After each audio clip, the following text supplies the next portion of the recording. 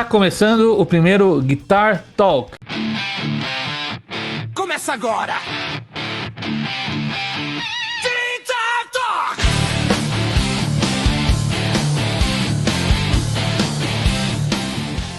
Vitor, eu vou gravar aqui agora uma introduçãozinha rapidinho. Você bota lá no começo, antes de começar o bate-papo, o Rodrigo, o seguinte. Se você está interessado em aprender guitarra nessa Black November, dá uma olhada nos links da descrição, que além dos meus 4 cursos completos no Guitar Legacy, você tem todo o material do Rodrigo Rodrigues também. Pessoal, eu tô aqui hoje com um grande amigo meu, Rod Rodrigues. Na verdade, eu conheci ele como Rodrigo Rodrigues, né? De muito tempo atrás. Lá da época do Guitarex, né? Não sei se a galera está assistindo isso e sabe o que eu tô falando, mas era um dos primeiros sites de guitarra que teve, né? O Guitarex, né? Acho que foi o primeiro, do Brasil foi o primeiro. E eu participei lá algumas colunas, algumas coisas, e o Rodrigo já escrevia pra lá. Assim, eu conheci ele. Depois eu montei o meu site, que é o Guitar Clinic, e o Rodrigo também participou do site, colaborou, então é uma longa história. Eles falam de fazer conteúdo pra internet, e a gente já tá fazendo isso desde 2005, 2006, 2007. Nossa, antes, acho que 2004. A gente começou o Guitar X foi em 2004. Eu lembro que a gente... porque daí eu lembro que a gente teve que a gente fez uma coletânea, né? Uma coletânea de vários guitarristas e tal. A gente já lançou em 2005. Eu lembro disso daí porque eu lembro da minha música que entrou lá. Eu gravei em 2005. The Distance, uma coisa assim, não é? Não, aquela foi a 102 graus. Ah, verdade. Parecia Kiko Loureiro, assim, né? Tipo, meio Below Zero. Não, Below Zero não. Below Zero é uma música. Não, eu acho que era uma coisa... Tinha um riff meio Van Halen, assim, sabe? Eu acho que era uma mistura de Kiko com Edu, assim. Dream Circle, o nome da música do Kiko. Lembrei agora. Acho que sim, Eu lembro que nesse... Puta, tô cortando você aí, agora já que entrei... Não, vamos lá. A ideia é essa mesmo, a ideia desse Guitar Talk é uma coisa livre. Então eu lembro que essa coletânea, bom, tinha todos os caras do site, né, que a gente era em 4 caras. Era eu, tinha o JJ, o Aran e o Maurício. Eram nós 4 que faziam o site, né. A gente se dividia e cada um fazia uma coisa, né. E daí eu lembro que a gente fez a primeira coletânea de guitarrista brasileiro, que é pra download na época e tal, né. Daí que todos nós tínhamos música lá, né, tinha outros guitarristas também. Eu lembro que eu acho que o Márcio Okayama tava lá também. O Cacau Santos tava no álbum também, e tinha vários, eu realmente não lembro quem que tava tanto, sabe, mas eu lembro que era nós 4, daí também teve vários outros, como o Cacau Santos, eu lembro que o Cacau tava lá, tinha, eu acho que o Okayama também tava, e vários outros, isso foi em 2005. Que a gente fez isso aí. Eu lembro que eu quase participei desse CD, mas acho que era a segunda coletânea, mas aí acabou não rolando, se eu não me engano. Acho que porque eu acho que não chegou a sair segunda coletânea. Eu lembro que saiu só a primeira. E a gente tava falando sobre sair, eu não lembro direito, pra falar a minha verdade, faz muito tempo, né? Faz 20 anos. E eu lembro que a gente teve conversa sobre fazer uma segunda.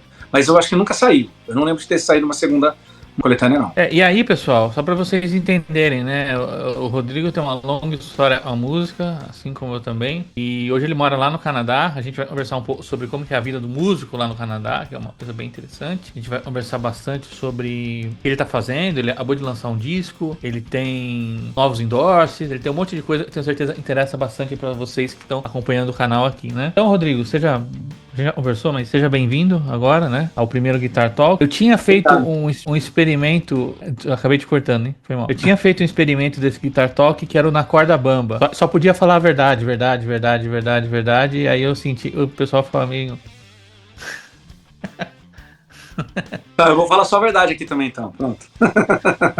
Tô brincando, pessoal. Mas a ideia do Na Corda Bamba era pressionar, né? Então, não é muito o formato, então vamos ao Guitar Talk mesmo. Rodrigo, conta um pouco pra gente do seu passado aqui no Brasil. Eu sei que é uma longa história, mas assim, aqui no Brasil, como guitarrista, por que você foi pro Canadá? Longa história, hein? Primeiro de tudo, eu acho que eu preciso explicar o porquê eu mudei de Rodrigo pra Rod. Ah, é verdade. Né? E aí o pessoal vai encontrar só Rod Rodrigues agora. Que foi o seguinte, quando eu mudei pra cá, que eu comecei a tocar por aqui, né? Aqui a gente tem um esquema que chama Open Mic. E o palco aberto. Então você vai lá, você toca e tal. Então eu fiz muito Open Mic quando eu cheguei aqui. E daí, ninguém conseguia pronunciar meu nome. Ninguém, sabe? Porque é muito trava-língua, né? Rodrigo Rodrigues é muito trava-língua pra quem fala inglês, né? Pra latinos, no geral, é fácil, né? Eu acho que é até um nome forte, né? Bom até, né? Soa legal, né? Latino, francês também soa legal, italiano. Mas pro inglês é muito trava-língua. Então daí eu falei, vou ter que fazer alguma coisa, vou ter que mudar. Daí eu só comecei a usar um diminutivo. Daí de Rodrigo passou pra Rod Rodrigues, né? Porque ele fica mais fácil, né? Rod Rodrigues, fica mais fácil. Eu corto aquele trava-língua do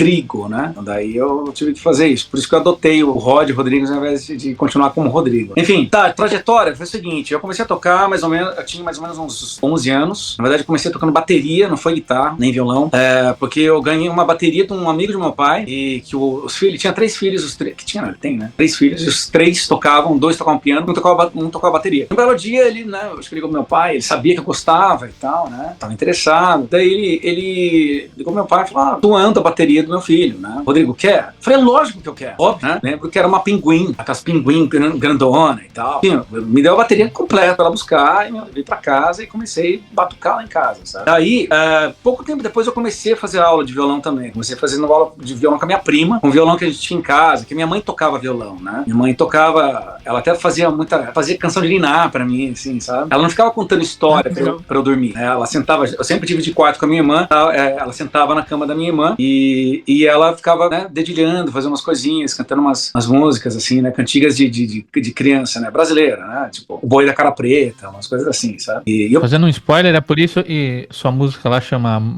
Mans do Labai, né? Isso. Exatamente por isso. E daí, exatamente, nesse meu último álbum tem uma música que chama Mãos do Labai. Foi exatamente pensando, né, eu fiz a minha canção de ninar, uma homenagem a essa memória muito boa que eu tenho de criança, né? E, enfim, e daí por causa da minha mãe, que ela sempre às vezes estava tocava e cantava no churrasco de família, assim, sabe? Minha mãe sempre cantou muito bem, assim, muito, muito bem. Ela sempre teve uma voz maravilhosa. Tem umas gravações, assim, antigas dela, assim, que, nossa, afinação perfeita, nunca fez aula, sabe? Coisa que aprendeu na raça mesmo, sabe? Enfim, daí eu acho que por causa dela, né, tive essa influência da minha mãe, daí eu comecei a fazer aula de violão, fui me interessando cada vez mais, e daí eu passei pra guitarra, que um ano depois eu já passei pra guitarra, mas paralelamente eu tava tocando bateria, tá?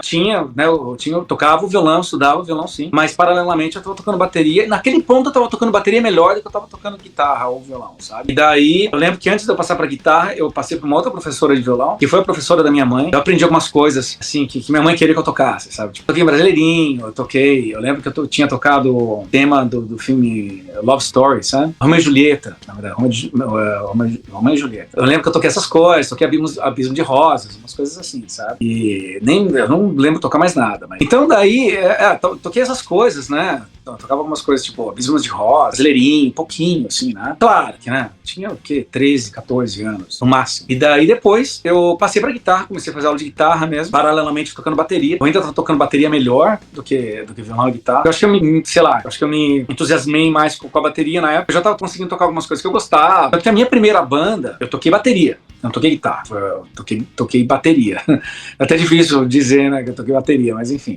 Eu fiz bateria. O primeiro show foi tocando bateria. Só não vou comentar como é que foi o primeiro show e aonde foi, mas enfim, a gente chega lá. E daí eu passei pra guitarra. Ali com uns 15 anos eu já comecei a pegar mais firme na guitarra. Eu começando a deixar a bateria um pouco mais de lado. Eu lembro que teve um momento que eu tava com 2 bandas, uma banda tocava bateria e outra banda tocava guitarra. E daí, como eu falei, fui deixando a bateria de lado, que eu fui me interessando mais pela guitarra. E daí, ali com 15, 16 anos mais ou menos, eu tive minha primeira banda tocando guitarra e fazendo show, com mais thrash metal, assim, né? Metallica, Sepultura, Slayer, Testament, Megadeth, essas coisas, assim, que a gente tocava. Mas enfim, foi bem isso, o primeiro show tocando bateria, daí depois o resto foi... Eu fiz 2 shows com essa banda tocando bateria, e daí o primeiro show clássico, que eu nunca vou esquecer, primeira vez que eu toquei num palco. E daí depois passei pra guitarra e nunca mais parei, né? E comecei a dar aula quando eu tinha já 18 anos, isso em 97 que eu comecei a dar aula. Daí ali eu já tinha ido fazer aula no Conservatório Souza Lima, depois de ter feito aula alguns anos com o meu professor da minha cidade, o Gil Ferreira. Daí depois eu fui pro Souza Lima, fiz 1 ano no Souza Lima. Depois eu comecei a fazer aula com o Eduardo Danui, particular, quando ele dava aula na casa dele ainda, lá em Santana. Eu acho que eu fiz uns 2 anos ali com o Edu, particular, que aquela foi a época que eu tava estudando pra caralho, assim, sabe? Que foi a época que eu realmente estava estudando 12 horas por dia e tal. Alguns dias 15 horas, assim. E, enfim, daí depois de ter feito aula com o Edu, fui pro GT, pro antigo IGT, né? Que continuei fazendo aula com o Edu lá mesmo. E não era nem porque, eu queria ir para o IGT. Não era nem isso. Ali eu já tava com 17, 18 anos. E daí os meus pais começaram a cobrar um pouco de mim. Mas você não vai ter um diploma, você não vai ter, sabe? Daí eu pensei, e eu tava fazendo aula com o Edu. Eu adorava aula com o Edu. Eu gostava muito. Eu queria ter continuado particular com ele, né? Daí por causa dessa pressão, né, que os meus pais começaram a falar, você precisa de um diploma, Beleza, daí eu até comentei com o Edu, falou, olha, eu quero continuar fazendo aula com você, mas os meus pais estão fazendo essa pressão que eu preciso de um diploma, então eu vou ver se eu consigo passar pro GT, mas continuar fazendo aula com você lá. E foi exatamente isso que eu fiz. Eu lembro que eu entrei no GT ali em 99, 2009, quando ainda era lá em Higienópolis, quando era só IGT, não era MT ainda. E daí lá, continuei fazendo aula com o Edu. Eu lembro que eu entrei no módulo 5 já era um módulo um pouco mais avançado, eram 8 módulos na época, né? Eu já tinha entrado no módulo 5. E daí foi muito legal. Daí depois eles passaram por MT, né? Eles criaram o MT. Daí eu me formei em 2002. No MT, foi a primeira turma de especialização em rock que tinha. Eu fiz lá, mas lá também eu fiz umas aulas com Mozart também. Eu fiz acho que um módulo eu fiz com Mozart. Daí depois também fiz umas aulas particulares com Mozart. Estava no MT, mas ainda fiz também aulas particulares com Mozart. Daí depois ali me formei em 2002. Né? Daí depois em 2007 eu mudei para São Paulo. Né? Até 2002, naquela época eu ainda estava tocando uma banda de classic rock de Minas, Nova Electra. Eles ainda tocam. E toquei por 5 anos com aquela banda. Eu acho que foi a banda que eu toquei por mais tempo. A gente tocava muito na noite mesmo, assim, sabe? Às vezes de quinta a domingo, assim, sabe? A gente tocando classic rock. Daí em 2007 eu mudei para São Paulo. Parei 5 anos em São Paulo, dando aula, tocando na noite, fiz um pouco de baile em São Paulo, também fiz um pouco de bar. Daí quando eu fiz 30 anos, ali eu comecei a dar uma diminuída em tocar em banda, assim, digo, tocar na noite. Eu comecei a ficar meio de saco cheio, assim, sabe? Falei assim, não, eu acho que eu quero tocar em aula, né? Porque eu gostava mais de dar aula, eu fazia mais dinheiro dando aula, então o lance de tocar na noite foi ficando cada vez mais de lado. E, enfim, daí em 2012 eu voltei pra minha cidade natal, que é Bragança Paulista. Eu voltei pra lá porque foi assim. Naquele ponto eu já tava assim, eu tava dando aula em São Paulo, tinha um apartamento alugado em São Paulo, mas eu ia toda semana pra Bragança. Não é muito longe, né? Tipo, 70 quilômetros. Então toda semana eu ia pra Bragança também. Então eu dava aula alguns dias em Bragança, tipo 1 ou 2 dias, e os outros dias eu dava aula em São Paulo. Só que as coisas que eu fazia em São Paulo tava respingando em Bragança. Ah, o Rodrigo tá fazendo isso em São Paulo, sabe? Tipo, eu já era conhecido em Bragança, né? E daí o meu número de alunos em Bragança começou a crescer mais do que em São Paulo. São Paulo ainda estava muito dependente de aula, né? Tinha muita concorrência em São Paulo, em Bragança não tinha quase nenhuma concorrência. Então acabou que eu coloquei pesando na balança, falei, e agora? O que eu faço? Continuo em São Paulo, tentando, ou eu volto para Bragança? Que a Bragança tá dando certo. Voltei para Bragança. Enfim, daí em 2013 eu já estava meio que decidido a abrir uma escola. Foi quando eu tive um convite para ir dar aula na Bélgica. E daí, isso daí foi uma virada de jogo total na minha vida, tanto pessoal quanto profissional. Em 2014, isso foi um ano antes, né? Em 2013 que eu tive o convite. Em 2014 eu fui para a Bélgica. Eu lembro que em 2013, acho que foi em 2012, eu comecei a fazer a apresentação dos meus alunos lá na cidade. Em 2013, eu lembro que eu tive que fazer 2 dias, porque eu já estava com tanto aluno que já não dava para fazer num dia só. Eu lembro que eu comecei a fazer uns workshops também. Não, na verdade eu comecei a fazer a apresentação em 2011, agora que eu lembrei. 2011. Que eu chamava de RR Guitar Fest. Daí eu lembro que em 2012 eu comecei a colocar uns workshops lá. Em 2012 eu lembro que eu fiz um workshop com o Celso Machado, né, que tocava no Oficina G3 na época. Daí em 2013, nos 2 dias, né, como eu falei, num dia foi a Tatiana Pará, no outro dia foi o André Nieri. E daí depois em 2014 eu não lembro de ter workshop, eu acho que não fiz workshop em 2014. Não lembro, mas enfim.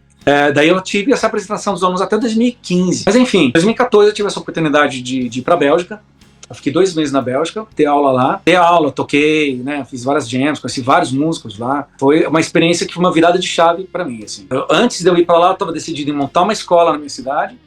Quando eu voltei da Bélgica, eu voltei completamente decidido a sair do Brasil. E aí que tá, eu tava bem no Brasil, né? Não foi uma coisa assim, tipo, porque o Brasil isso, não. Pô, eu tava bem. Mas aquela experiência que eu tive na Bélgica foi realmente uma virada de chave, que eu falei, não, eu tenho que ir embora. Era uma coisa, assim, uma coisa da minha vida pessoal, que eu queria crescer como ser humano. Eu não conseguia ver esse crescimento como ser humano, morando numa cidade interior no Brasil. E eu precisava daquele crescimento, tanto humano quanto profissional. E foi ali que eu virei a chave, falei, não, eu tenho que ir embora do Brasil. Desisti do meu plano de abrir escola, foi assim. Daí o Brasil começou a ter uma crise em 2014 ali, né? Quando teve a Copa do Mundo e tal, ali começou, né? A economia estava bem antes, daí começou a dar uma decaída. E ali eu só foi questão de me preparar para ir embora, né? Quando eu voltei da Bélgica, eu voltei no primeiro semestre da faculdade. Comecei a fazer uma faculdade em 2014. Eu formei em 2017. E daí eu já tinha isso planejado. Falei assim, quando eu terminar a faculdade, eu vou embora. Eu comecei a fazer faculdade de música? Faculdade de música. E daí, quando eu já tinha isso em mente, que quando eu terminasse a faculdade, eu ia embora. Daí, nesse tempo, fazendo as minhas pesquisas. Tá, beleza, para onde eu vou? Eu queria voltar para a Bélgica. Eu tinha feito muitos contatos lá. Até o dono da escola, ele queria me contratar. Ele queria que eu ficasse. Tinha gostado muito de mim, e eu gostei muito também. Eu falei, meu, não tinha como, porque eu não teria visto para poder ficar lá. Enfim, daí eu fiz todas as minhas pesquisas e tal, e daí eu acabei chegando à conclusão que a Irlanda seria uma boa opção, né? Porque conseguia ter permissão de trabalho, se eu fosse lá para estudar inglês e tal. Beleza. Eu falei, tá, beleza. Vou pra Irlanda. E daí, comecei a conhecer umas pessoas na Irlanda. Na verdade, eu conhecia um amigo meu que tava morando lá, e que ele tava fazendo gig pra caramba e tal. Eles falavam, Rodrigo, você tem que ir pra cá, você tem que ir pra cá, vem pra cá. Enfim, só que daí em 2015, teve aquela crise migratória na Europa. Teve gente morrendo no Mediterrâneo, sabe? Tipo, muita gente indo pra lá. Eu lembro que teve uma imagem que foi muito marcante naquela época, que foi a imagem de um menininho que ele tava morto na praia. E era de barco que tinha virado. Eu não sei o que tinha acontecido, mas enfim, eu lembro disso daí. Esqueço disso daí. Eu pensei, talvez não seja uma boa ideia pra Europa. Foram 3 coisas, né? Teve essa crise migratória em 2015, daí teve o Brexit, né? O Reino Unido queria sair da Europa, que foi ali que começou. Daí a Irlanda mudou o visto, que antes era de 1 ano, tinha caído para 8 meses. Falei, não vai dar certo. Por mais que eu já tava, com quase tudo certo para ir, falei, não vai dar. Eu tinha um amigo meu que morava aqui no Canadá. Ele falava pra mim, você tem que ir pro Canadá, Canadá. Eu não sabia de nada do Canadá. A única coisa que eu sabia do Canadá é que Toronto era aqui. Eu tive um aluno que morou aqui e eu sabia e Vancouver, só. Eu sabia que Vancouver era no Canadá e sabia que era frio pra caramba. Só, não sabia mais nada. Né? Pra mim, Montreal e Montreux era a mesma cidade. Aquela que tem festival de jazz. Sério, eu pensava que era a mesma cidade, nem sabia que eram cidades diferentes. Né? Enfim, daí que eu comecei a fazer minha pesquisa sobre o Canadá. Daí eu vi que tinha processo de imigração para artistas, né? Falei, legal, não sabia. Realmente eu não tinha conhecimento nenhum do Canadá. Nenhum, zero. Até 2015. Nada. Eu não sabia nem qual era a capital, nem nada. Daí que eu comecei a fazer minha pesquisa, né? Falei assim, legal, vou pro Canadá. Então foi bem assim mesmo, sabe? Eu nunca tive aquele desejo Estados Unidos, Los Angeles, né, aquele sonho americano. Não, eu nunca tive isso. O meu negócio era a Europa, porque eu tive aquela experiência na Bélgica, que foi muito boa, e que eu queria aquilo para mim. Né? Tinha gostado da Europa, tinha gostado, né, culturalmente da Europa, né, aquele senso artístico europeu que eu tinha gostado. Enfim, eu acabei vim em 2017, e tô aqui desde então. Né? Já faz 8 anos, já vai para 9 anos agora, né, em março. E tô aqui e não penso em voltar pro Brasil, não. Bastante coisa, hein? Bastante falei, aquela história longa. Pra quem não sabe, pessoal, eu lá atrás, lá em 2007, quando eu tinha o Guitar Clinic, eu fazia muitas entrevistas, né? Não sei se eu cheguei a entrevistar você antes ou não, Rodrigo? Não em vídeo. Em vídeo, não. Mas eu lembro que pra versão de download, sim. Ah, tá. Nossa, eu sei muita gente, até nem lembro de todo mundo, mas tanto pessoas mais desconhecidas quanto pessoas super famosas, né? Greg Howe, Rich Kotzen, Kiko Loureiro, né? Várias pessoas. Me diz um negócio, aí você chegou aí. Aliás, passou por toda essa experiência no Brasil. Eu não sabia que você tinha feito coisas que eu não sabia. Você ter feito faculdade. Sim, eu fiz. Era à distância, mas fiz. Foi licenciatura musical? Foi licenciatura. Pra quem não sabe, licenciatura é pra quem tá interessado em dar aula, né? Isso. Não sabia que você tocava bateria. Pois é. Eu toquei. E, na verdade, essa noção que eu tive de bateria, eu nunca fiz aula de bateria. Eu não sei nem ler a partitura de bateria. Hoje em dia eu entendo um pouco, assim, algumas coisas. Né? Mas essa noção que eu tive de bateria me ajudou muito para escrever, porque tanto que quando eu escrevo as minhas músicas, eu escrevo toda a bateria, né? Escrevo no Guitar Pro mesmo, mas eu tenho uma certa noção de groove, eu sei como que funciona, quando que eu vou usar o ride, quando que eu vou usar o timbal aberto, quando que eu vou usar o crash, quando eu vou usar o crash com condução, entendeu? Então isso me deu uma noção para eu escrever minha própria música, tanto que quando eu faço as demos das minhas músicas, né, eu mando a bateria pros bateristas e falo, olha, é mais ou menos isso aqui, agora coloca o seu jeito, né? E eles seguem realmente muito das ideias que eu tinha colocado, né? Então, das minhas músicas, boa parte, assim, é tudo tocado, não tem nada programado, mas muito do que tá lá são das minhas ideias que eu escrevi da bateria, que os caras reproduziram do jeito deles, né? Mas tem muita ideia de groove que eu escrevi ali. Que legal. Eu não tenho a mínima aptidão pra fazer isso. Hoje eu uso o Session Drummer, Logic, que faz ele acompanha seu riff, você tocou e cria já uma virada coerente, né? Aí eu vou mexendo até achar que eu gosto. Legal. Eu escrevo tudo, nota por nota. No mesmo não é? Tá ligado disso, né? Eu falei, né? Não, eu não sabia. Só usar o Logic ou o GarageBand mais novo, você grava no metrônomo o riff, aí você cria com o mouse, ó, bateria aqui. E aí ele já faz o groove pra você automático. Poxa, que legal, não sabia dessa. Não sabia mesmo. Pra quem não toca bateria, é perfeito. Nossa, perfeito mesmo. Mas me conta, aí você lançou trabalhos no Brasil, como a gente conversou, né? Tinha essa música 102 Graus, né? Pra coletânea. Depois você teve um disco também, com 4 faixas, se eu não me engano, não foi? Eu tinha feito alguns singles, né? Na verdade, eu lancei uma demo em 99, 2000, mais ou menos. Com 2 músicas. E eu sei que tem uma galera que ainda tem essas músicas. Vira e mexe, tem gente que fala, eu lembro daquela música Burn My Hand. E depois, em 2010, eu lancei um EP, tinha 4 músicas, e eu incluía a 102 Graus. Na verdade, foram 3 músicas novas para esse EP, ainda tinha outras 2 músicas que eu já tinha gravado. Uma era 102 Graus, e a outra era The Distance. É uma música que tinha lançado como single também, que ela tinha entrado, eu acho que foi numa coletânea do Souza Lima.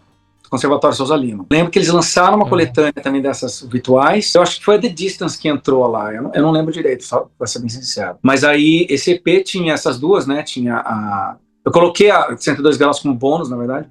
Daí tinha a 102, The Distance e outras 3 músicas, né? Que eu lancei em 2010. E depois, em 2019, eu lancei um single, já gravado aqui, que era uma música que chama Tag, que era sobra do The First Step, que é esse EP que eu lancei em 2010, que chamava The First Step Introduction. Era uma música que era sobra de lá que eu não tinha gravado, lancei em 2019. E depois, em 2022, eu comecei a saga do Tales of a Changing Life, né? Um EP em 2022, o Tales of a Changing Life parte 1, e agora, o ano passado, em outubro do ano passado, eu lancei o Tales of a Changing Life parte 2, que daí já é um álbum completo. Engraçado que você falou que você estudou no Souza Lima e no MT, né? Qual dos dois você preferiu? No MT, com certeza. Eu estudei só no Souza Lima, não estudei no MT. Eu gostava mais do MT, mas por causa da vibe do MT. O Souza Lima tinha muito aquela vibe de conservatório mesmo, aquela coisa muito, sabe? Mas já o Souza Lima era uma coisa mais comunidade, sabe? Eu acabei fazendo muitos amigos, né, sabe? Fiz jam com, praticamente quase todos os professores lá. Os professores de rock que tinha lá, eu tinha feito jam com todos eles. Fui nas salas, assim, sabe? Às vezes o Edu tava lá, sei lá, tocando, estudando. Às vezes eu chegava lá, sentava e falava, vai, vamos tocar aí, vamos. O Silas, ou quem mais? O Kiko, né? O Kiko teve uma época que ele fazia umas clínicas lá semanais. Daí foi naquela época que o Angra tinha separado, né? Ali em 2000, 99, 2000. Não, 99, 2000. Daí o Rafael, ele começou a dar umas aulas lá de leitura. Eu fiz essas aulas com ele. E daí o Kiko começou a fazer essas clínicas semanais. Eu tava toda semana lá na clínica do Kiko. Porque era bem no dia que eu fazia aula, que era quinta-feira. Então eu tava toda semana lá também. Daí, várias vezes toquei com o Kiko lá, e daí sempre... Era muito legal, tinha esse senso de comunidade, assim, da escola, que era bem mais legal, assim, sabe? Do que o Souza Lima. Né? Por isso que eu gostei bem mais de lá. Que legal. Como eu não estudei lá, não tenho como opinar, né? Já Era fui muito lá bacana. algumas vezes e tal, né? Eu cheguei a fazer a última entrevista do Vander Taffa, acredito que foi a última, né? Ah, sério? Lembro, eu fiz a entrevista, passou alguns meses e ele acabou falecendo, né? Infelizmente. Mas cheguei lá algumas vezes. O Edu me recebeu sempre muito bem. O Edu é um cara 10, né, cara? Você falou bastante dele. Mas o Edu, cara, todo mundo que eu já conversei assim, ele é o cara e mais me tratou com respeito, assim, sabe? Tipo, pô, vi sua transcrição, pô, você fez meus arpejos lá com paletada alternada. Ele falou umas coisas assim pra mim, né? Naquela época que eu estudava, né? Estudei pra caramba. O Edu, ele acabou virando um paizão, assim, tipo... Né? Porque aquilo aí, né? Eu fiz aula com ele contando com o IGT, acho que deve ter sido ali uns 3 anos e meio, assim, mais ou menos, sabe? Então, toda vez que eu encontro com ele, a gente fica trocando uma ideia, né? Agora ele tá morando em Atibaia, né? Que é do lado de Bragança. E a última vez que eu vi o Edu, na verdade, foi na NAM, lá em Los Angeles, esse ano. A gente ficou um tempão trocando ideia lá e tal. Enfim, né? Sempre é muito bom encontrar com os amigos, né? Bom, mas aí me conta. Você fez alguns trabalhos aqui. Não, assim, realmente não sei, vou fazer uma pergunta inocente, assim, né?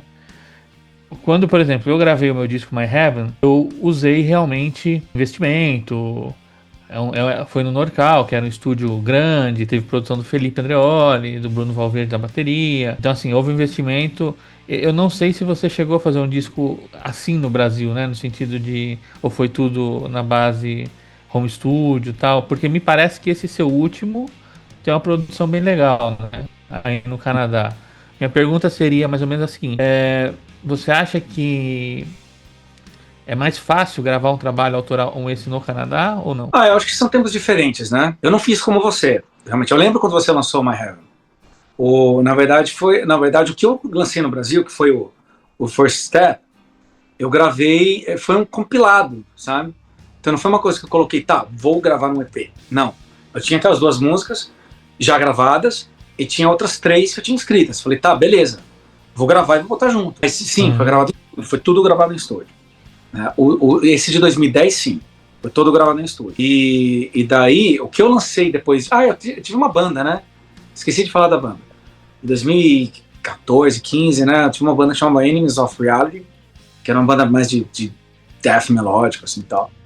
Nem sei por que foi esse estilo, mas enfim, né? Acabou sendo esse estilo. E daí, ali também a gente gravou tudo em estúdio, né? Não teve nada de gravar em casa, né? Aqui já não, né? O meu EP de aquele single que eu lancei em 2019, Tag, eu fui pro estúdio para gravar. Só que já o de 2022, né, que foi o Tales of Fighting Life parte 1, eu já gravei tudo em casa. Por quê? Também por causa da facilidade, né? Porque é que tá, aquela época, né, que você gravou o My Heaven, e quando eu gravei o First Step, a gente não tinha como fazer isso, né? Tinha como gravar em casa? Tinha, mas só que era muito caro, né, para você ter um computador que presta, para você poder gravar, né, para você ter os plugins que prestam. Não tinha ainda os plugins, tinha o Amplitude, tinha o Guitar Rig, mas eles ainda não eram bons. Hoje tem IR, né? O que muda bastante. Exato. Na época não tinha nada disso. Então era muito mais difícil gravar de casa, né? Mas não, no Brasil, o que eu fiz no Brasil foi tudo gravado no estúdio. Tanto com a banda quanto o solo, né? Aqui já foi mais fácil porque tempos diferentes, né? Tempos diferentes. Pô, eu uso os plugins da New York SP, né? E recentemente eu acabei fechando uma parceria com a Rev, que é um amplificadores, né, daqui, que são feitos aqui, não no Toronto, em Winnipeg, mas uma empresa canadense. E eles, na verdade, eles têm um esquema muito legal, que eles têm um amplificador virtual deles, né? Eu ainda não testei para gravar com ele, mas o meu próximo trabalho com certeza eu vou gravar com ele, né? Mas os 2 anteriores eu gravei tudo com plugin da New York SP. Mas são tempos diferentes, né? Não é nem questão de ser mais fácil gravar aqui, né? Porque estúdio aqui é caro também, né? Eu fui cotar estúdio aqui, nossa, dá, sabe? Então, a não ser o violão, né? Violão eu gravei no estúdio. Mas as guitarras eu gravei tudo aqui em casa. Hoje em dia, você não pensa em cantar também? Não, eu parei. Cantei por um tempo, sim, fiz muito backing. Tudo que banda que toquei eu tinha que fazer backing. Mas daí eu desisti. Eu realmente desencanei, assim, sabe? Eu tô falando porque para gravar a voz em casa já é um pouco mais complicado, né? Por exemplo, né? Exato. No caso do My Heaven, né? Por exemplo, né? Não dava para fazer. Dá. Hoje em dia até dá, né? Mas mesmo assim ainda não vai ser a qualidade que você vai conseguir se você vai pro estúdio mesmo, né? Não, dá. Eu já fiz algumas demos que ficaram boas. As gravações das músicas aí no canal mesmo foram gravadas em casa, né? Mas de forma objetiva, para fazer um disco mesmo para valer, talvez o ideal seja o estúdio mesmo, né? Violão, voz, bateria, então, né? Com certeza. Acho que guitarra, baixo e teclado. Depende, né? Se você quiser usar ampli mesmo, né? Se você quiser usar um 4 de 12 ali com 57 na boca ali, não adianta, tem que ser no estúdio. Você não vai ter uma... Né? Só se tiver realmente uma puta de uma sala legal, com uma acústica legal, né? Num home studio. Mas caso contrário, eu acho que meus plugins hoje em dia, para gravar em casa, eu acho que tá ótimo. Tá ótimo. Isso é alvo de muita discussão, né? De muita treta, né? Do pessoal, né? Sim. Analógico versus digital, né? Tipo, é melhor, não é, tal. Mas eu acho que no final das contas, a minha visão, ao menos, o digital vence pela praticidade, né? Tipo assim... Exato. Eu diria assim, que eu adoro o som do valvulado, amo. Tanto que o meu Rev, ele é valvular. E se eu pudesse, se eu tivesse um home studio, uma sala, pudesse realmente microfonar, botar o amp, né, no pau, para que eu consiga tirar o timbre que eu quero, puta, seria fantástico, seria maravilhoso. Mas eu não tenho, e eu não vou deixar de fazer por causa disso, né? Então eu faço o que dá, e, meu, e aquela coisa, os plugins hoje em dia, meu, sinceramente, eu acho que a única coisa que eu sinto falta dos plugins, que a gente não sente falta, né, tocando pra valer no amp, é a dinâmica. É a única coisa, sabe? Que eu sinto falta nos plugins é a dinâmica, né? A dinâmica realmente de você conseguir, né, abaixar um pouquinho o volume na guitarra, né, sabe? Tipo, que dá aquele crunchzinho, sabe? Isso ainda tá pecando um pouco no digital. Mas eu acho que é só isso. Eu acho que de resto eu não tenho o que reclamar, não. Sinceramente, não. Tá bem legal já, né? Tá bem legal. Tá. Acho que tá quase lá. Sinceramente, olha, ninguém quer ampli grande mais.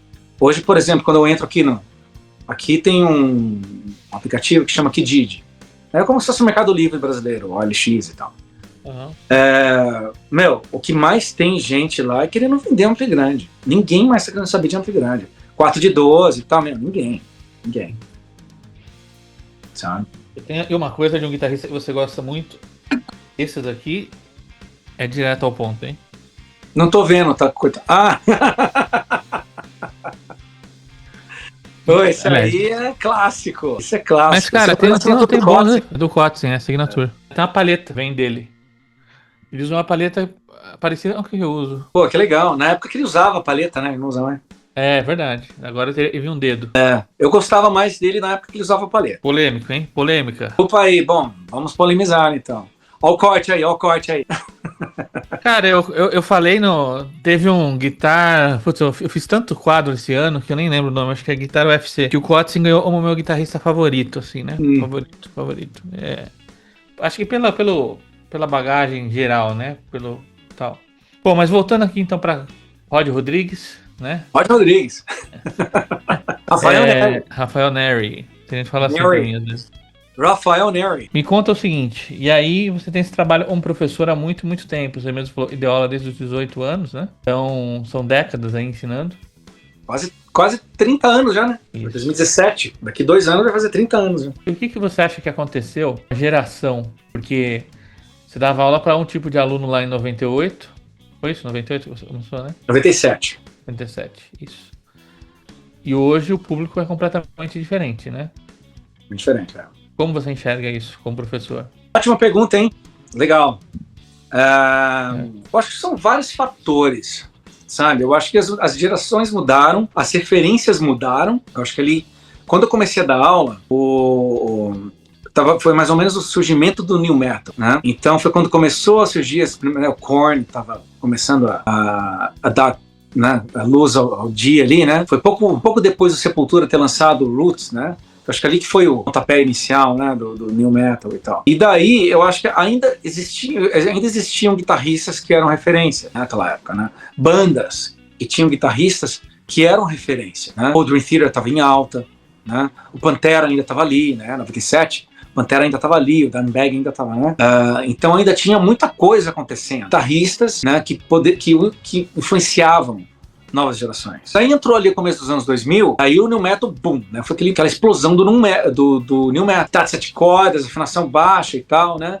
O Slipknot, o System of a Down, Limp Bizkit, né? Ainda teve referência, porque, né, a molecada ainda começou a curtir o lance de guitarra de 7 cordas e tal. E depois ali por volta de 2005, 2007, até 2010 mais ou menos, veio o Avenged Sevenfold, né? Que veio junto com o Guitar Hero, com o jogo Guitar Hero. E o Guitar Hero foi, assim, um boom pra guitarra, né? Acho que ele foi excelente pra guitarra. Muita gente começou a tocar naquela geração do Guitar Hero. E ainda tinha o Avenged Sevenfold, né? Teve um pouco do Alter Bridge. Não, acho que o do Alter Bridge foi um pouco depois, né? Não sei. Não acompanhei muito o trabalho deles. Mas enfim, eu lembro que nessa época que eu tive muitos alunos que gostavam, começaram a fazer aula por causa do Guitar Hero e outros também na mesma época por causa do Avenged Sevenfold. E daí, a partir de 2010 até 2015, a coisa começou a ficar um pouco mais confusa, porque já não tinha tanta referência mais. Daí eu comecei que eu percebi que os alunos que eu tive naquele período, eles começaram naquele período, eles já tinham uma referência diferente. Não eram de coisa nova, mas sim de coisa antiga. O Slash voltou, sabe? Tinha alguns alunos que gostavam muito de Eric Clapton, até Jimi Hendrix, sabe? Mas ali, entre 2010 e 2015, eu vi que tava bem diferente. Porque realmente não tinha alguma banda em evidência, tivesse um guitarrista em evidência, que estivesse influenciando uma nova geração. Aquela nova geração de guitarristas que estavam vindo ali pós Guitar Hero, eles estavam tendo referências do passado, lá dos anos 90, anos 80. Daí, de 2015 pra cá, ficou mais confuso ainda, né? Porque começou a não ter mais referência. Ficou tudo misturado. Sim, teve uma muito importante também, que foi aquele boom do Oficina G3. Que eu acho que foi extremamente importante para a guitarra no Brasil, para a guitarra gospel no Brasil. Né? Eu lembro que eu tive uma geração de alunos que, né, do meio gospel que começaram a tocar guitarra por causa do Oficina G3. E hoje em dia eu vejo que não tem mais referência. Eu vejo que a nova geração eles não tem muita referência. Né? Tanto que eu tô mostrando para eles, eu sempre falo para eles, olha, vamos ver esse cara aqui. Ó, tá vendo esse cara aqui? Ele é o Randy Rhoads. Eu tava com o Ozzy Osbourne. Sabe aquela música Crazy Train que você já ouviu em algum lugar? Então, ele é o guitarrista que gravou aquela música. Né? Hoje em dia eu tenho que mostrar mais para eles isso daí, entendeu? Então eu acho que o que acontece, que, como eu te falei, já faz um bom tempo, né? Já faz uns 10 anos já quase, e tá faltando referência na música em geral. Teve o John Mayer também, né? Eu acho que o John Mayer também foi um grande influenciador aí das novas gerações. Daí, claro, teve o Guthrie Govan, teve o Matheus Assato e tal, mas eu acho que é uma minoria. O Guthrie Govan, na verdade, pegou uma galera que eles já tocavam, né? Não é uma galera, pô, nossa, vou começar a tocar guitarra agora por causa do Guthrie Govan. Não, a galera que se inspirou pelo Guthrie Govan já é uma galera que já tava num certo nível quando conheceu ele, né? Não é aquele que tipo, eu quero começar a tocar guitarra por causa daquele cara que eu vi na TV ali, sabe? Ou aquele cara que eu vi no YouTube, mas o YouTube que acabou fazendo isso daí, né? Ele tirou aquele status daquelas pessoas, né? Aqueles 3, 4 que apareciam na época, né? E agora todo mundo aparece, né? Mas eu acho que acabou perdendo um pouco o espírito da coisa. Então o que eu acho que tá acontecendo é isso. Tá faltando referência. Essa nova geração, eles não têm referência. O que eu vejo que muitos novos, né, esses novos alunos, eles gostam muito de K-pop. Tem algumas K-pop que tem uma guitarrinha aqui e ali, né, e tal, né? Mas daí as meninas, teve a Taylor Swift, né? Teve a Anita Strauss, tem a Lari. A Lari já é um pouco mais sofisticada, né? Não é tanto mais metal e tal como a Anita Strauss. Eu acho que foram muito importantes, né, para essa geração. Mas eu acho que eu tô sentindo isso, entendeu? Tá faltando alguma referência, alguém de referência que influencie essa geração para que eles realmente tenham vontade de pegar nisso. E o problema é que, como eu te falei, né? Eu acredito que esse problema já vem de 10 anos para cá. Esse imediatismo. Eles não têm paciência para fazer o negócio desenvolver. Eles acham que eles vão pegar, vai sair tocando e que, em 2, 3 dias eles estão tocando, sei lá, a música que eles ouviram. Tô tocando Sweet Child O' Mine, digamos assim, né? Que eu acho que voltou a ser alguma referência para alguns desses novos alunos. Mas não é bem assim, né? Porque eles acham que eles veem tudo muito imediato, né? Na internet, e eles acham que é do dia pra noite que eles vão aprender. E não é bem assim. Muitos desistem, né? Porque eles não têm paciência. Mas uma coisa que eu vejo, assim, a minha forma de dar aula mudou muito também. Porque eu tinha que me adaptar a isso, essa nova realidade. Eu lembro que até os meus ex-alunos vão confirmar isso, quem estiver assistindo aí. Eu não era muito de ficar passando música. Eu realmente não era. Falar pra ele, olha, quer tocar tal coisa? Tá, beleza. Vamos estudar tudo o que tá acontecendo nessa música aí. Só que daí você vai pegar a tablatura e você vai tirar, sabe? Eu não queria os meus alunos ficarem presos a mim pra eu ter que tirar a música pra passar pra eles. Eu queria que eles se virassem, entendeu? Os alunos antigos aí que estão assistindo, com certeza vão confirmar. Realmente era desse jeito, eu não gostava de passar música. Realmente não gostava. Eu queria fazer os caras malharem mesmo. Tá, você quer tocar em Malmsteen? Beleza. Ele usa a escala menor harmônica, você vai ter que aprender arpejo, vai ter que tocar os arpejos diminutos, vai ter que tocar a pentatônica também, desse jeito. Beleza, mas agora, você quer tocar Malmsteen? Beleza. Vou te passar alguns licks, bora com você. Vai lá e aprende. E hoje em dia não dá pra fazer isso. Impossível ser um professor desse jeito, dessa nova geração. Na verdade, agora, o que eu faço? Eu faço eles se interessarem primeiro, né? Por exemplo, eu passo muita música hoje em dia, uma coisa que eu não fazia antes. Hoje em dia eu faço o contrário, com essa geração. Eu passo muita música, aí eu vou destrinchando as coisas que aquela música tem. Por exemplo, a gente tá aprendendo essa música do Metallica. Acho que, por exemplo, até falo pra eles, tá começando a pegar coisa de modos, né? O desenho dos modos, três notas por corda, misturando com pentatônica e tal. Beleza. O que a gente pode tocar pra colocar isso em prática? Pega os solos do Kirk Hammett, que eles são... Dá pra ver muito bem, é muito distinto, né? Dá pra ver bem quando ele tá usando a pentatônica, quando ele tá usando os desenhos 3 notas por quarto, tá tudo ali. Então hoje em dia eu faço isso, entendeu? Porque eu tive que me adaptar, né? Porque realmente a geração de hoje não dá pra eu ser o professor que eu era há 20 anos atrás. Simplesmente não dá. Mais ou menos isso que eu tô sentindo, a diferença tanto das gerações e como eu tive que me adaptar também a essas novas gerações. Interessante. Eu tenho retomado as minhas aulas 1 a 1, né? Sinto mais ou menos. Agora eu pergunto para você, como você sente? Você, o Rafael de 20 anos atrás, que dava aula 1 a 1, como você vê a diferença de hoje, dos alunos de hoje, né, dos alunos que você tinha há 20 anos atrás, por exemplo? Então, para mim responder essa pergunta não vai ser justo, porque eu fiquei 10 anos ausente, né? Dando aula. Embora eu me considere professor acima de tudo, eu fiquei trabalhando o marketing digital, vendendo cursos online. Você não tem a mesma interação, né? Como uma aula 1 a 1, né? Então seria injusto da minha parte fazer um comentário como você pode fazer, por exemplo, e acompanhou certinho, né? Mas o que eu percebo, de maneira sutil, vou dizer, é que o nível, a barreira de conhecimento, ele caiu bastante, né? É realmente assim, você tem que explicar o beabá da coisa do primeiro estágio para daí sim a pessoa entender, né? Eu não consigo ver, igual você mesmo falou, né? O aluno ir lá e tirar um Malmsteen sozinho. Eu vou só explicar para ele o que tem ali por trás e ele vai se virar para tirar, né? Que é uma coisa que a nossa geração fazia, né? Eu não vejo isso acontecendo hoje, muito difícil. Que é mais ou menos o que você falou, né? Porque eles não têm foco para isso. Eu acho que não eu acho que é geral, é geral. Eles têm muitas atividades para poder fazer, né? Hoje em dia a mente deles está ocupada o tempo todo com tudo ao redor deles, né?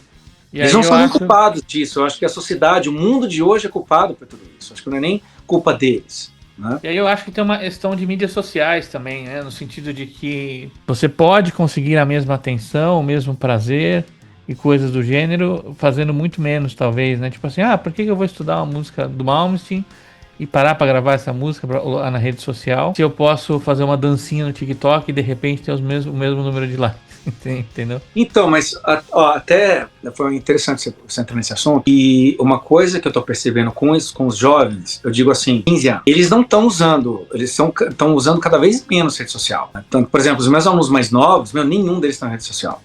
Os que estão, eles só estão lá para ver, eles não postam nada, às vezes eles têm um perfil que só não tem nada, não tem foto, não tem vídeo, não tem nada. E tá crescendo, tá uma crescente isso, né? Assim, das pessoas usando cada vez menos rede social. Eu acho que talvez também do pós-pandemia, né? Eu acho que todo mundo usou demais rede social na época da pandemia, né? E eu acho que tá tendo esse cansaço. Mas eu vi que eles não estão usando muito rede social hoje em dia. Os mais jovens não. Realmente tá diminuindo cada vez mais. Bom, realmente eu não dou aula para pessoas muito jovens, para dizer assim, né? Eu sei que, por exemplo, a minha filha, que tem 3 anos, hoje já é bem conectada a muitas coisas. Claro, não vai ter rede social e mexer no celular, mas eu imagino pela tendência dela ali, e quando ela tiver uns 12, 13, ela vai estar bem conectada, porque é muita tela, muita coisa, né? É uma coisa que como pai a gente até quer tirar e tal, mas tem hora que não dá. Mas, cara, me conta o seguinte, então aí toda essa história, um professor, como músico, né? Vou dizer já com muita segurança, e você é um profissional renomado, né? E faz. Mas Obrigado. eu digo assim, você tem a sua metodologia, o seu jeito de ensinar, pegando esse gancho. Que é daí surgiram os cursos, né? Os cursos, os e-books e tal. Sim. E, pessoal, eu tô aqui para falar, o Rodrigo, ele foi meu mentorado de marketing digital e ele tem um resultado muito legal com o e-book que ele vende, que é o Shred Pack, né? Se eu não me engano o nome, né? São 2 e-books, né? Isso. Comenta um pouco, por favor. Isso. Então, eu fiz, na verdade, comecei a entrar nesse lance, né, dos cursos online, acho que talvez um pouco tarde até, porque, na verdade, quando começou, vou até ser sincero, quando começou, teve o boom dos lances dos cursos online, eu já estava muito focado em sair do Brasil, sabe? Então, eu tava com essa, tipo, preciso terminar minha faculdade, eu preciso, né, tipo, porque eu vou embora e tal, não sei o quê. Então, minha cabeça não tava naquilo dali. Não era nem porque eu tava julgando, eu sei que, como eu sou de uma geração mais velha, eu sei que muitos julgaram por muito tempo, negócio de curso online, então não tem nada, não dá certo e tal. Então o meu não foi nem esse o fato, eu tava julgando porque eu não queria fazer, não era. Eu realmente estava focado em outra coisa, né? Eu tava focado em sair do Brasil. Não era por causa de qualquer outra coisa. Então, mas na verdade foi o seguinte, eu lembro que eu fiz o meu primeiro curso, foi em 2018, né, que eu já tava aqui, né, que foi o Extreme Guitar Workout, e que, assim, aos poucos eu tô atualizando ele, né, colocando algumas coisas novas e tal. Aos pouquinhos eu sempre tô colocando alguma coisa nova. E daí eu fiz, na verdade, em 2016. Peraí.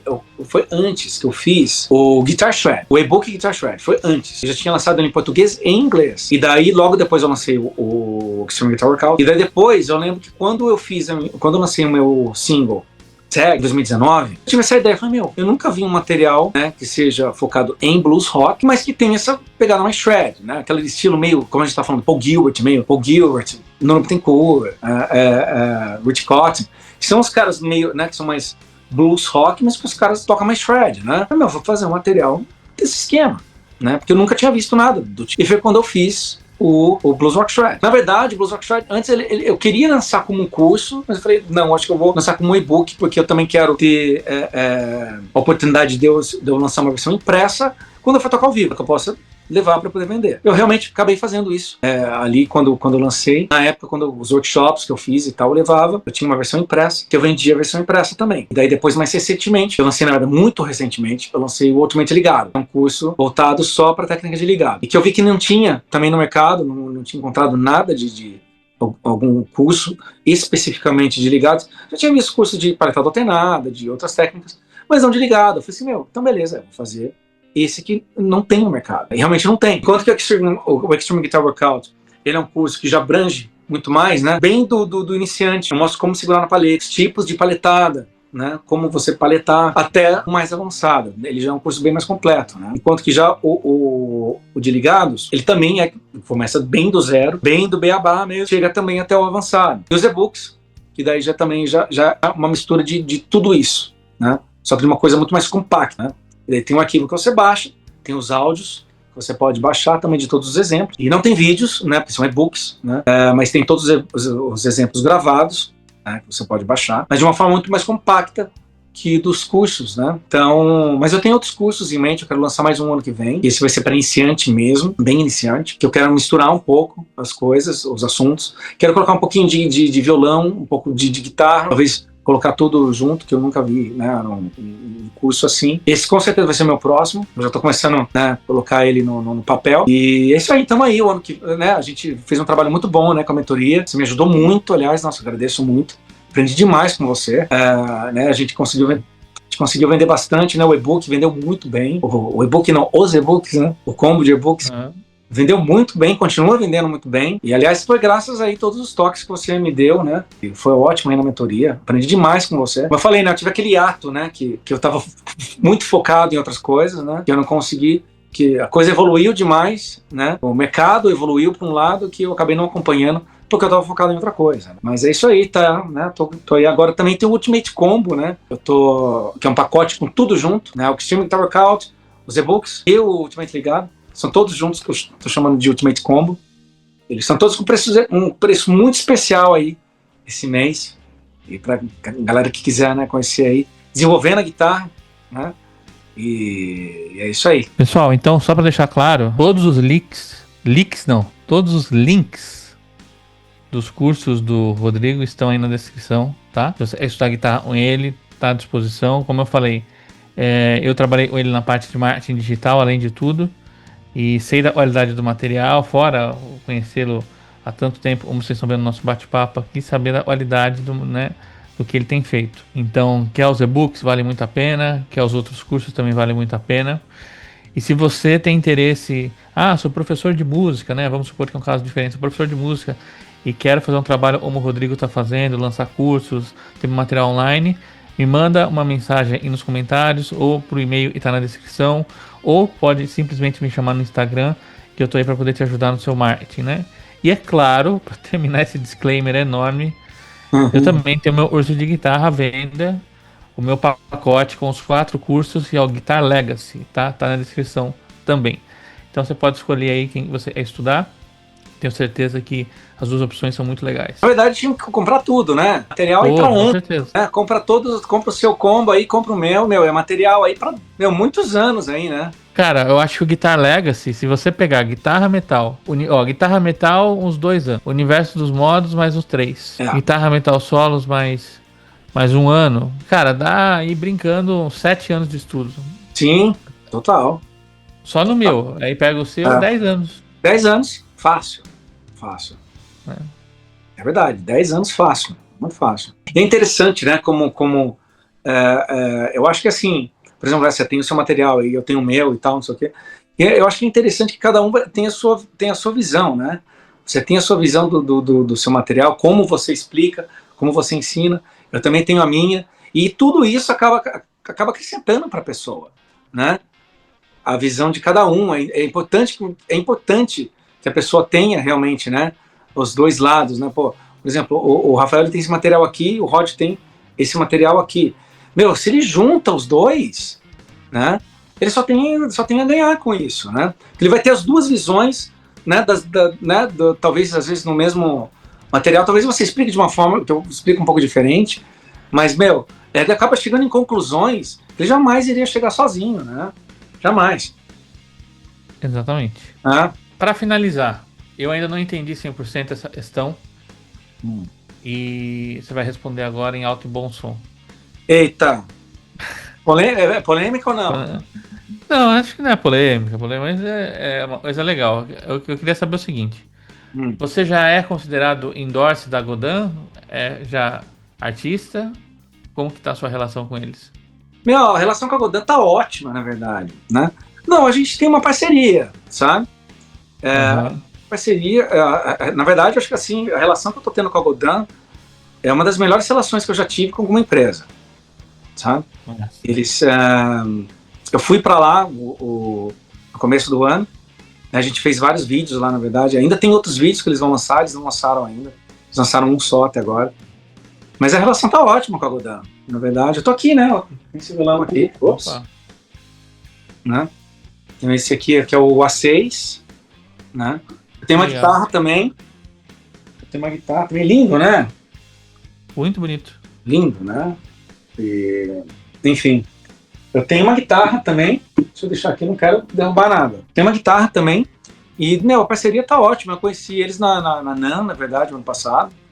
E também eu tenho alguns amigos que eles estão também com a Godin. Então a gente tá com uma parceria ótima aí, na verdade. E eu acho que tá rolando uma amizade, assim, sabe? Eles são um pessoal muito, muito legal, um pessoal muito, muito bacana. Eles têm uma visão ótima, né, no futuro da empresa, né? Ainda mais agora o Rush voltando, né? O Alex Lifeson. As guitarras do Alex Lifeson são feitas pela Godin, né? Aquela empresa que o Alex lançou, que chama Lurkst, né? As guitarras são feitas pela Godin, né? Então, na verdade, eu já vi lá quando eu fui visitar o showroom deles. Eles me mostraram uma guitarra do Alex que ainda não foi lançada. Até dei uma tocada nela e tal, muito, muito bacana. Não posso falar mais nada, agora é surpresa. Agora foi corda bamba, hein? Oi? Agora foi na corda bamba, hein? Agora foi na corda bamba, é. Não, mas, meu, eu fico muito agradecido com todas as empresas que eu tenho trabalhado, né? Até aqui a Ibox, que é brasileira, né? Tem a Solés também, das cordas Solés, que eu já tô com eles já há 10 anos já. São fantásticos também. E a Rev, né? Que eu comecei a trabalhar com eles esse ano, né? E eu tô super feliz. Realmente eu não tenho que reclamar, não. Eu acho que a gente tá todo mundo crescendo junto, né? Fazendo um ótimo trabalho juntos, né? Agora pro o próximo álbum que eu tô começando a pensar nele, eu já vou gravar com esses equipamentos, né? Eu quero uma música acústica, que eu não tenho nenhuma música realmente 100% acústica. Eu quero gravar a música inteira no violão. E com certeza vai ser esse aqui. Esse vai ser o eleito. Né? Enfim, já estou começando a dar uma rabiscada, assim, falando, qual que é o próximo passo, né? O álbum anterior foi lançado no ano passado, né? Então, tá na hora de eu começar a pensar qual que é o próximo passo, né? Tá. Aliás, seria legal falar um pouquinho do álbum, né? Seria legal. Eu ia fazer um bate-bola, na verdade, pra gente finalizar, um Marília Gabriela, mas pode falar. Tá, então faz a pergunta do álbum, daí depois daí a gente faz o bate-bola, pronto. Próximo álbum ou álbum antigo? Não, o anterior. O último. Tá. Nesse disco recente que você lançou aí ano passado, você não tava usando o Godin ainda, né? Conta um pouco desse disco pra eu entender. Não tava usando, não conhecia, assim, eu conhecia Godin, claro, né? Desde os anos 90, né? Já tinha ouvido falar da Godin. E, na verdade, eu acabei usando um violão deles, um A6, desse daqui, né? No vídeo da Tales of a Changing Life, né? Que é a faixa título do álbum. E, eu tinha adorado o violão. E foi assim que começou a relação com a Godin, né? Eu usei ali. Mas nas gravações do álbum, até então, eu usei só Music Man, né? Mas eu nunca tive nenhuma parceria com o Music Man. Mas é porque eu gostava das guitarras mesmo. Ainda tenho as guitarras aqui, tenho todas aqui. Na verdade, eu vendi uma delas. Mas eu gravei todas com o Discman, né? E tá, você queria falasse um pouco do álbum? Então, esse álbum aí, na verdade, foi a conclusão, né, do Tales of a Changing Life, que tinha a parte 1 e a parte 2, essa parte 2, né, que na verdade conta, são 2 álbuns instrumentais conceituais sobre a minha mudança de vida, né? São Tales of a Changing Life, em português seria os contos da mudança de vida, né? Então, todas aquelas músicas ali são muito importantes por tudo que aconteceu nesse período, né?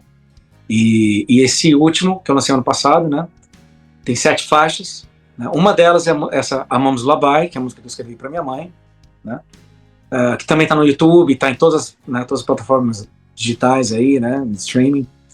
E tem algumas participações bacanas também nesse álbum, né? Tem o Andy Vivaldi, que é o guitarrista que está tocando com o Steve Morse agora, né? Tá fazendo turnê com o Steve Morse. Na verdade, eu já sabia dessa turnê do Steve Morse já, porque ele tinha me contado. Eu já estava sabendo que ia rolar essa turnê e já estava sabendo que ele ia ser o segundo guitarrista. Antes deles terem lançado a turnê e tal, eu já estava sabendo. Enfim, e o Andy Vivaldi gravou um solo para a música Inukshuk, que é a música que abre o álbum. Talvez a música mais técnica que eu já fiz, né, com muita paleta híbrida e tal, tá de 7 cordas e tal. E quem gravou a bateria dessa música é o John Macaluso, que ele tocou com o Malmsteen, tocou com o Symphony X. Aliás, uma das vezes que eu vi o Symphony X no Brasil foi com ele na bateria. Se eu não me engano, foi no show de 2013 que eu vi, era ele tocando bateria com o Symphony X. E ele também, ele é o baterista do Ark, que eu acho que a galera do prog metal no Brasil, todo mundo conhece o Ark, que era o Bjorn Land no vocal e tal. Então ele é o baterista do Ark, né? Então ele gravou a bateria da Inukshuk. Daí também tem a participação do Roy Zev, que é um guitarrista daqui, né, que é bem conhecido aqui na internet, que eu acho que a galera conhece bastante ele. Então ele gravou um dos solos da música East Coast Memories. E tem também a participação do Hugo Mariucci, né, que também é guitarrista do Xamã, do André Matos, que ele fez as guitarras a introdução da música Tales of a Changing Life, que é a faixa título, que é tem uma introdução orquestrada, que ele fez a guitarra tocada com violino, né? Eu no vídeo, a gente tentou organizar a agenda para ter ele no vídeo, mas infelizmente não deu certo. Então eu acabei fazendo no vídeo. Mas foi ele que gravou aquela guitarra da introdução, tocada com arco de violino, né? E é isso aí, o álbum tá aí, foi lançado ano passado, tá em todas as plataformas digitais.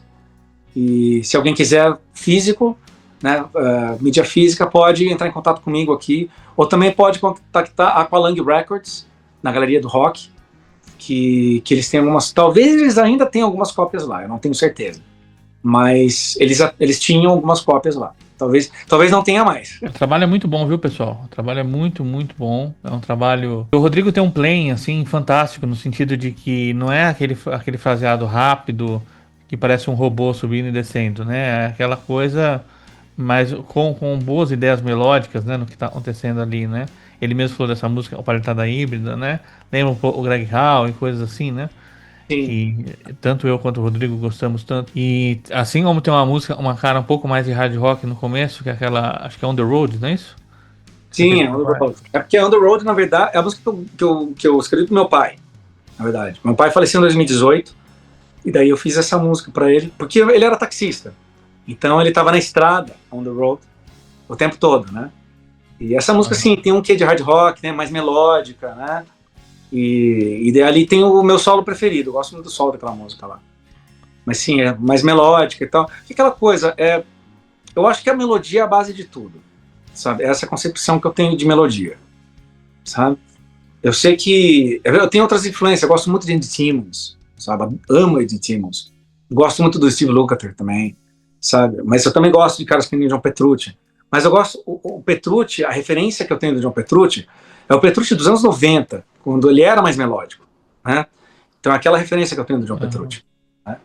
Então eu acho que a melodia é a base de tudo, né? Por exemplo, você não vai lembrar, sei lá, de uma passagem rápida de uma música, você vai lembrar da melodia daquela música. Então por isso que eu foco muito na melodia. Eu sempre penso que assim, a melodia que vai conduzir o resto. Então vai precisar de uma passagem rápida aqui ou ali? Vai. É uma forma de expressão, né? Eu gosto de usar a técnica como uma forma de expressão. E tem uma parte da música, tá pedindo algo mais rápido, beleza. Vai entrar algo mais rápido aqui, né? Mas a melodia é o foco principal, o tempo todo. Com certeza, né? Que é basicamente onde está o motivo, né? Eu falo bastante sobre isso no curso chamado Oficina de Solos, que é basicamente para você ver a lógica de uma construção, né? A fraseologia, né? E o bate-bola, cadê o bate-bola? Ah, teu bate-bola, né? Pô, tô ansioso pro bate-bola. Eu vou inventar aqui na hora. Então é isso, para finalizar o bate-papo aqui, vamos fazer aí um bate-bola, que é basicamente para você fazer algumas escolhas, só pra gente entender e finalizar de maneira bem humorada, né? Pô, eu sou ruim de futebol, hein? Iron Maiden ou Metallica? O que você prefere? Metallica, Metallica ou Megadeth? Megadeth. Megadeth ou Dream Theater? Pô, é sacanagem, né? Dream Theater, nossa, disparado. 1000 vezes. Dream Theater ou Avril Lavigne? Pô, Avril Lavigne. Dream Theater, claro. Pô, eu prefiro Kelly Clarkson que Dream Theater, hein? Pô, Corta isso, sacanagem, hein? senão vai dar uma puta merda pra mim. Mas é verdade. Eu curto Aí, Kelly ó, o Clarkson. Rafa falou que ele gosta mais de Kelly Clarkson do que Dream Theater. Cadê os fãs do Dream Theater aí? Pô, gente, vamos polemizar aí, hein? Pô, por favor, lança um curso Kelly Clarksando Dream Theater. Dream Theater ou Symphony X? Agora Dream ficou. Theater. Pô, mas você já chegou na banda que eu não vou conseguir mudar mais. É que tá. Sua banda favorita é Dream Theater? Você chegou muito cedo no Dream Theater. Você tinha que deixar mais pro final. Então vamos lá. Mike Mangini ou Mike Portnoy? Mike Portnoy. Quer justificar alguma coisa ou só falar o porquê? Não, olha, aí que tá, beleza, já que é pra justificar, eu sei que rolou muita polêmica com o Mike Mangini, Portnoy. Vou ser sincero, quando o Mangini entrou na banda, eu gostei pra caramba.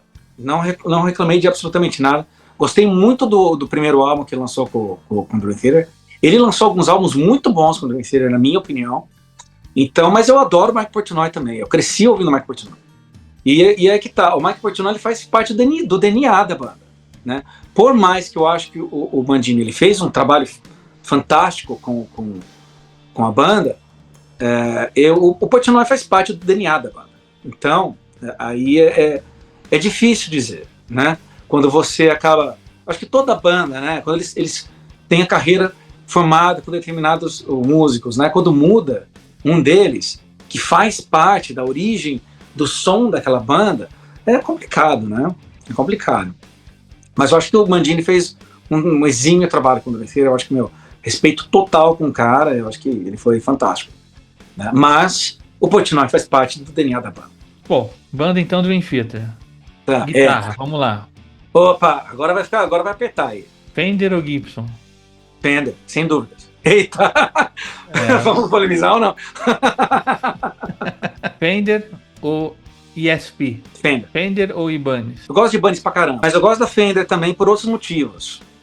Tá? Mas se eu tivesse que escolher, eu gosto de ambas sei lá, tá, eu vou falar Ibanez, mas eu gosto muito da Fender também, igualmente. Mas só que se eu fico continuando com a Fender, tá, eu vou falar Ibanez. Ibanez ou Jackson? Tá, Ibanez, com certeza. Ibanez ou Sharpel? Ibanez. Ibanez ou Sir? Ibanez. Eita, agora vai polemizar. Agora a galera tremeu a mão, hein, do mal. Posso justificar? Claro. Tá. A Sir é o seguinte. Aqui eu lembro que tinha uma loja, infelizmente essa loja fechou, mas ela era a importadora, era essa loja que trazia Sir aqui pro país, ou pra região aqui. Todas as vezes, desde a primeira vez que eu fui naquela loja, eu quis experimentar as Sirs. Eles tinham Sirs lá maravilhosas, assim, de $10 mil, $12 mil. Umas guitarras lindas, assim, espetaculares. E eu falei, não, beleza, quero testar. Todas as vezes que eu ia lá, eu ia testar a Sir. Mas, nunca me convenceu, sinceramente. É uma guitarra boa? Sim, é uma guitarra fantástica, tá? Mas, sinceramente, não justifica o preço que ela é vendida, sabe? Eu acho que ela se for para comparar, eu acho que é uma Fender gourmetizada. Se você falasse para mim, você quer... Tá, se você chegasse para mim e falar, olha, escolher entre uma extrato da Sir ou uma extrato da Fender, eu ia na da Fender. fácil eu ir na Strato da Fender. Tipo, uma Strato americana, tá? Sei lá, uma Fender Elite, uma Fender Deluxe. E uma Sur, né? Strato, eu ia na Fender. Fácil eu iria na Fender. Entendeu? Porque eu ia pagar metade do preço e a guitarra ia ser do mesmo nível de qualidade. Eu acho que é isso, uma da Sur. Por isso que eu estou escolhendo a Ibanez. Entre Sur e Ibanez, eu escolhi Ibanez. Vamos fazer para finalizar com guitarristas. Guitarra UFC. Tá. Igual eu fiz, guitarra UFC, mas eu fiz um quadro. Você chegou a ver esse ou não? Eu vi. Muito legal. Tá, então agora sobrou para você aí fazer as opiniões polêmicas, né? Eita. Vamos lá, vamos começar. Já pega fogo rápido. Kiko Loureiro ou Eduardo Danui? Ah, sacanagem. Pô, eu gosto muito de ambos por razões diferentes e por coisas diferentes que eles tocam. Eu adoro o Kiko Loureiro no Angra e adoro o Edu também, com o Dr. Sim também, o solo dele, né? É difícil, escolher entre um e o outro é sacanagem. Guitarra UFC é pesado, né? Pô, Kiko ou Edu, meu... Tá bom, vou escolher o Edu, porque eu acho que é o estilo que eu me identifico mais. Eu me identifico mais com o estilo do Edu do que com o estilo do Kiko. Apesar que eu adoro o estilo do Kiko também. Adoro ele tocando Fusion, adoro o álbum dele de Fusion, o Universo Inverso, e adoro ele no Angra, né? E acho que, mas por questão de estilo, eu me identifico mais com o estilo do Edu. Eduardo Danui ou Michael Rommel? Tá, eu vou escolher o Eduardo Danui, porque também por questão de eu me identificar mais com o estilo dele, tá? Apesar que eu adoro o Michael Rommel também. E na verdade o Michael Rommel é o meu guitarrista de metal preferido. Eu acho ele genial, acho que o Symphony X incrível, mas por questão de identificação de estilo, eu me identifico mais com o estilo do Edu. Eduardo Danui ou Juninho Afran? Eduardo Danui. Eduardo Danui. Vamos pensar um pouco. Eduardo Danui ou Van Halen? Van Halen. Porque o Van Halen é o pai é o pai do Eduardo Danui. É o Van Halen. Van Halen ou todo, Wing o Van Halen é foda, né? Até se o Edu assistisse daqui, ele ia falar pra mim, porra, se você não escolher o Van Halen, ele ia querer dar um soco na minha cara, né? Van Halen ou Wing Malmsteen? Van Halen. Van Halen ou Rich Kotzen? Putz, fodeu. O Rod de hoje diz Van Halen. Mas o Rod de alguns anos atrás iria dizer o Rich Kotzen. Mas o de hoje, eu digo Van Halen. Eu escolho Van Halen. Van Halen ou Jimi Hendrix? Van Halen.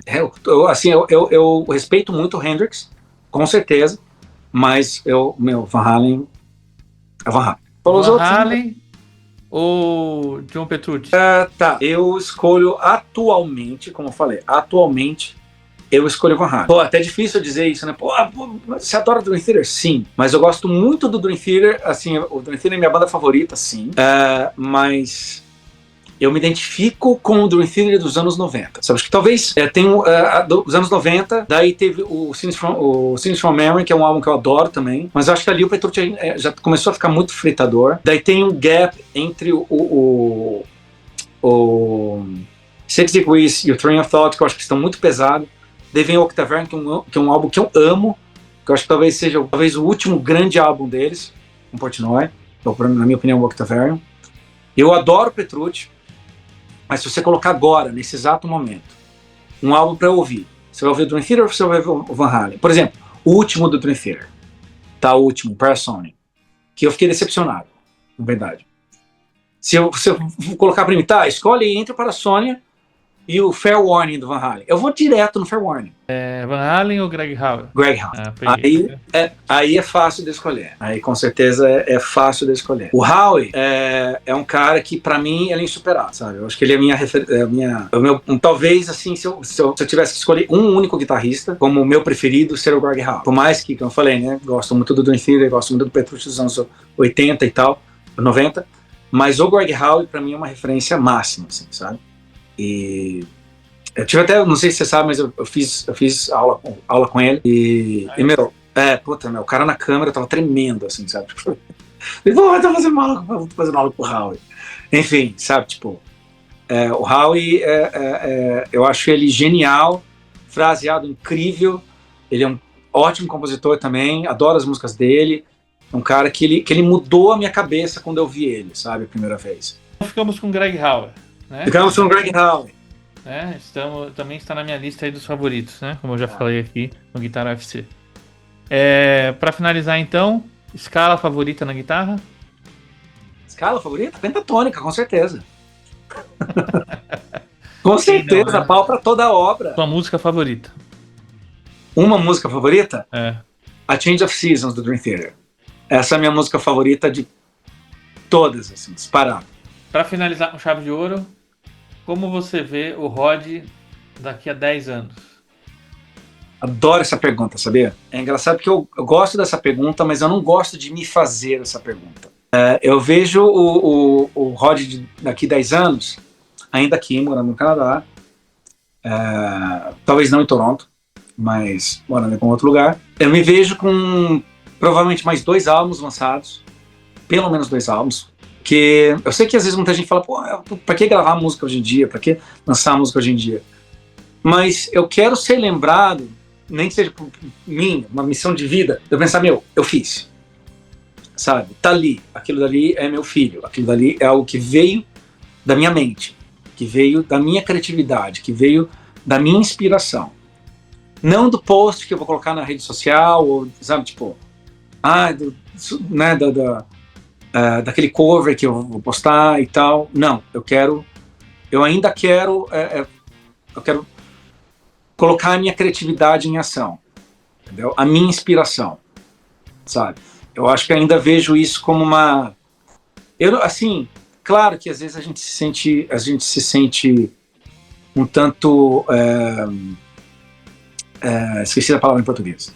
Frustrado. A gente se sente um pouco frustrado algumas vezes com algumas coisas. Pô, esperava que às vezes isso desse um resultado melhor nisso e tal.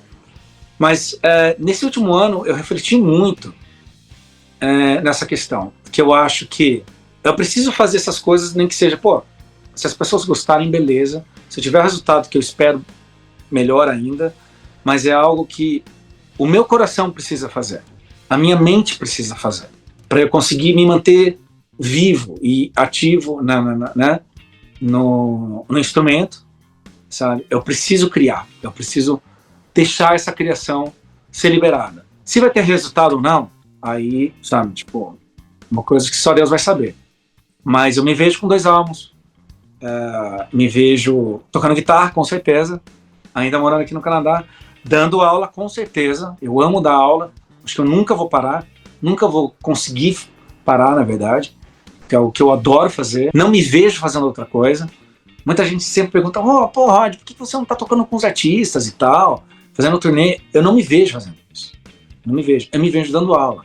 Eu gosto de compartilhar o meu conhecimento. Isso é uma coisa que é missão de vida. Eu acho que eu vim nesse mundo para isso. Essa é a minha missão de vida. Eu preciso compartilhar o que eu sei. Ajudar pessoas com o que eu sei. Compartilhar tudo aquilo que eu aprendi na vida. Não importa como foi, com experiências, seja o que for. Mas eu preciso ajudar as pessoas, compartilhar isso, a minha vivência, né? E a minha arte, né? Então eu vou compartilhar isso dando aula particular ou não, vou com cursos online ou não, mas eu vou compartilhar tudo isso. Eu preciso, né? Acho que o meu espírito precisa disso. Eu preciso compartilhar o meu conhecimento, a minha arte e a minha paixão por tudo isso. Você sabe Falei bonito, hein? Falou bonito. Você sabe que... Li num livro. Oh. Tô brincando. Você sabe que eu tô compactuando também um pouco disso aí. A ideia de um disco novo. Maravilhoso, maravilhoso. Porque pra mim é uma coisa muito distante, você sabe, né? Pelo trabalho que eu tava fazendo e tal. Então, legal, cara. Então é isso, pessoal. Espero que vocês tenham curtido. Um grande abraço e até o próximo Guitar Talk.